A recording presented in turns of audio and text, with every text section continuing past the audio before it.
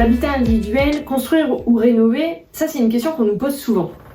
Je dois dire qu'à l'agence, évidemment qu'on a plus tendance à essayer de rénover, réhabiliter les bâtiments pour limiter l'empreinte carbone. Le réemploi, c'est quand même ce qui nous anime. Bien souvent, les constructions neuves sont également excentrées, ça veut dire du transport, ça veut dire du temps passé, non pas à la maison tranquillement, mais dans les transports pour faire les courses, etc.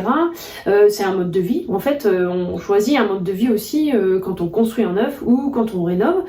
Je dois dire qu'à aujourd'hui, avec les subventions, les astuces qu'on a aussi, la rénovation est quand même très intéressante.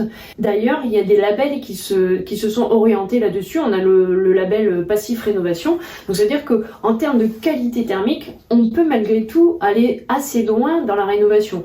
Reprendre un bâtiment existant, c'est éviter l'étalement urbain. C'est-à-dire éviter les distances à parcourir en transport qui sont polluantes, qui prennent du temps, etc.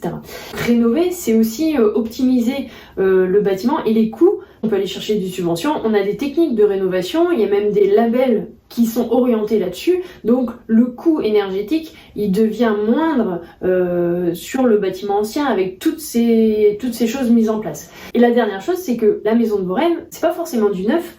Nous, avec nos visualisations, la façon de traiter les existants, pourquoi pas rajouter une petite extension s'il faut, etc.